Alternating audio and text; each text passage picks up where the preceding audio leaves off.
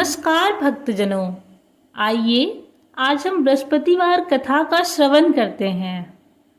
प्राचीन काल में एक ब्राह्मण रहता था। वह बहुत ही निर्धन था। उसकी कोई संतान नहीं थी। उसकी स्त्री बहुत मलिनता के साथ रहती थी। वह न स्नान करती थी, न ही देवता का पूजन करती थी। इससे ब्राह्मण देवता बड़े दुखी रहते थे। बेचारे बहुत कुछ कहते थे, किंतु उसका कुछ परिणाम न निकला। भगवान की कृपा से ब्राह्मण की स्त्री के घर कन्या रूपी रत्न पैदा हुई। कन्या बड़ी होने पर प्रातः स्नान करके विष्णु भगवान का जाप व बृहस्पतिवार का व्रत करने लगी। अपने पूजन पाठ को समाप्त करके विद्यालय जाती तो अपनी मुट्ठी में जौ भर के ले जाती थी और पाठशाला के मार्ग में डालती जाती थी। तब ये जौ स्वर्ण के हो जाते। लौटते समय उनको बीनकर घर ले आती थी। एक दिन वह बालिका सूप में उस सोने की जौ को फटक कर साफ कर रही थी कि उसके पिता ने देख लिया और कहा, हे बेटी, सोने की जौ के लिए सोने का सूप होना चाहिए। दूसरे दिन बृहस्पतिवार था। इस कन्या ने व्रत रखा और बृहस्पति देव से प्रार्थना करके कहा, मैंने आपकी पूजा सच्चे मन से की हो तो मेरे लिए सोने का सूप दे दो।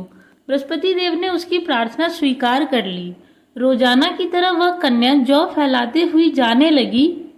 जब लौटकर जौ बीन रही थी तो बृहस्पति देव की कृपा से सोने का सूप मिला। उसे वह घर ले आई और उसमें जौ साफ करने लगी, परंतु उसकी माँ का वही ढंग रहा। एक दिन की बात है, वह कन्या सोने के सूप में जौ साफ कर रही थी। उस समय उस शहर का राजपुत्र वहां से होकर निकला। इस कन्या के रूप और कार्य को देखकर मोहित हो गया तथा अपने घर आकर भोजन तथा जल त्याग कर उदास होकर लेट गया।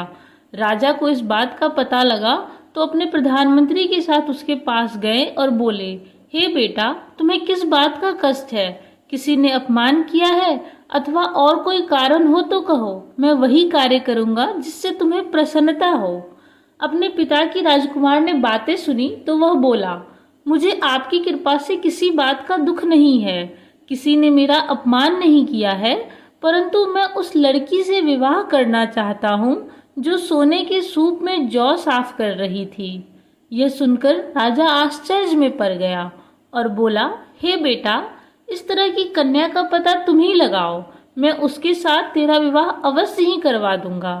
राजकुमार ने उस लड़की के घर का पता बतलाया। तब मंत्री उस लड़की के घर गए और ब्राह्मण देवता को सभी हाल बतलाया। ब्राह्मण देवता राजकुमार के साथ अपनी कन्या का विवाह करने के लिए तैयार हो गए तथा विधि विधान के अनुसार ब्राह्मण की कन्या का विवाह राजकुमार के साथ हो गया।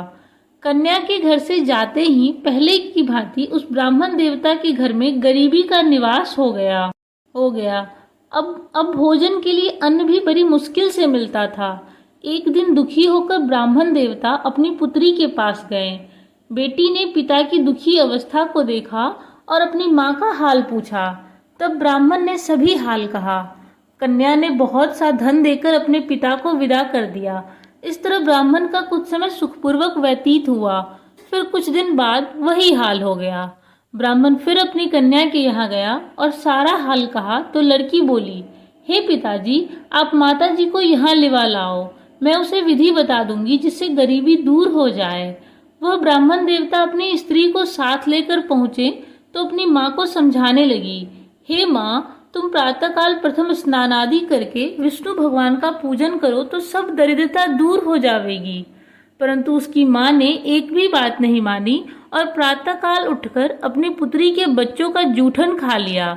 इससे उसकी पुत्री को भी बहुत गुस्सा आया और एक रात को कोठरी से सभी सामान निकाल दिया और अपनी माँ को उसमें बंद कर दिया। प्रातःकाल उसे निकाला तथा स्नान आदि करके पाठ करवाया तो उसकी माँ की बुद्धि ठीक हो गई और फिर प्रत्येक बृहस्पतिवार को व्रत रखने लगी। इस व्रत के प्रभाव से उसके माँ बाप बहुत ही धनवान और पुत्रवान हो गए और बृहस्पति जी के प्रभाव से इस लोक के सुख भोग कर स्वर्ग को प्राप्त हुए।